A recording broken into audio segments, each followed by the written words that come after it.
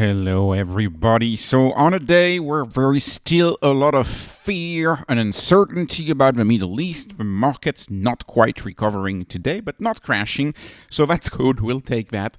There is a stock that is shining, and it's a preferred stock, and it's Stretch. Stretch is shining today. Actually, I was waiting all morning until we hit 100. Took a screenshot here of 100, and we have just started ATMing on Stretch. Stretch.live is now showing about 28 Bitcoin ATMing. Worth a note, in pre-market, it seems like we also were at 100. I don't know if he ATMs on that or not. Sailor updated the prospectus saying that they could ATM after hours and so before market hours as well, but I don't really know how that works. So it could be more. But the ATM was activated on Stretch, which is a big deal, especially given how much certainty there is. Now, strategy is underperforming Bitcoin today. That means he's ATMing, most likely. MNAV is a 1.16. We're selling a $100 bill for 116. We're collecting 16 over 100. It's a good thing when he ATMs on that. There's actually a lot of things new to say this Monday on MSTR for a no-buy day, because we know that he didn't buy. Usually he announces a buy on Monday. We know that he didn't buy, and that's because of the end of the quarter close. We've seen this pattern before of him not buying in the end of the quarter because he can't. So it's a no-buy week, but it's a very interesting week. Good things. First of all, love that ad. I've watched the ad. I've loved the ad. It's very short, very TikTok friendly, very in line with the attention span of people nowadays. Song. They have a song at the end, a catchy generated song about Stretch. What's worth noting about this one is that Sailor usually retweets things and videos like that from other people. This one seems to have been created by Strategy, so that's actually a pretty big deal. They're going all in on these ads, and it seems pretty nice. So I like that a lot. Now, a big deal here. Elon Groks Bitcoin 3 hours ago. Elon Groks Bitcoin. We know, of course, that he famously bought Bitcoin for Tesla. The rumor is that it's Michael Saylor who convinced him, and he was pressed on that on an interview, and he said, "I'm not at liberty to discuss." You may remember that interview from a while back, like 3 years ago. I've never missed a Saylor interview for the past 5 years. I've watched every single interview. So, to me, it seemed like he was the one who had convinced who had convinced Elon. It seemed like it was. Anyways, Elon just animated a picture for a crypto enthusiast, a smaller X account, 3,000 followers, had created this picture and asked Elon if he could animate it, and Elon, of course, animated it. Which kind of tells me that Elon is not against Bitcoin. Elon has spoken positively about Bitcoin before. Elon, it's about time for him to accept Bitcoin for Teslas and for purchasing Teslas again. Because much of the mining today is indeed done with renewable energy. That was his claim, but I think he's moved on. But it's a good thing. If Elon, and Elon, of course, is one of the most followed person in the world. I think is the second most popular person in the world after some football player or something like that.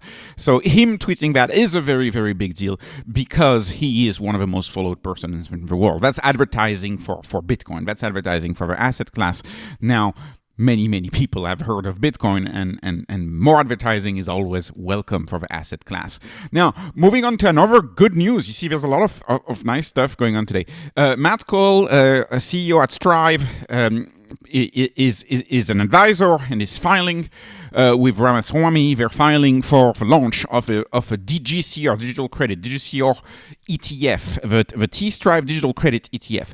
Now, this would be actually a pretty big deal for a few reasons. You could diversify over multiple of these preferreds, right? Stretch, but not just Stretch, right? There's all of the other versions of their Strike, their Strive, their Stride at Strategy. But could this ETF also own the MetaPlanet one that's about to launch? Could they also own the the other ones from the other treasury companies that are about to launch, right? I don't really know. Could they own something outside of Bitcoin too? Some of the preferred outside of the Bitcoin space. Anyways, I think this is a big deal. Now you will note that tax deferred you don't get, right? If you buy the ETFs, you're not gonna get the tax deferral, but it makes a difference for compounding over the short run. If you're planning on reinvesting and you're planning on compounding early, it makes a difference. But if you're not planning on compounding it really doesn't make that much of a difference, because you're going to be taxed no matter what, right? All it does is it reduces your cost basis. So I guess the ETF would only make it that you're taxed right away instead of being taxed 10 years from now.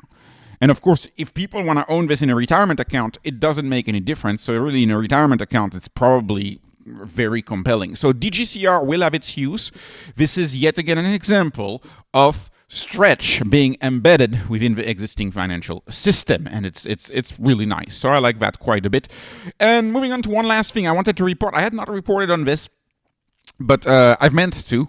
It's the launch of the strategy apps. So you see the software company on the back end is becoming helpful, because you can do stuff with your software employees.